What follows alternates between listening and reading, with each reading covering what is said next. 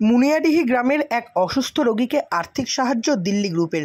মুর্শিদাবাদ জেলার কান্দি মহকুমার বড়োয়া ব্লকের অন্তর্গত মুনিয়াডিহি গ্রামে এক অসুস্থ রোগী, তার চোখের অপারেশনের জন্য দেবভাই অর্থাৎ তার স্বপ্নের সংস্থা দিল্লি গ্রুপের মাধ্যমে ৩,০০০ টাকা আর্থিক সাহায্য প্রদান করল এবং এই আর্থিক সাহায্য দেবভাই তার নিজের ব্যক্তিগত তহবিল থেকেই প্রদান করেছে বলে জানা গিয়েছে।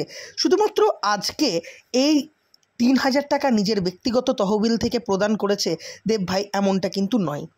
সারা বছরই দিল্লি গ্রুপ যে সমস্ত কাজ করে, সামাজিক কাজের সঙ্গে দিল্লি গ্রুপ যে সমস্ত বিষয়গুলিতে যুক্ত থাকে, সমস্ত পয়সা, সমস্ত আর্থিক সাহায্য কিন্তু দেবভাই তার নিজের ব্যক্তিগত তহবিল থেকেই করে থাকে।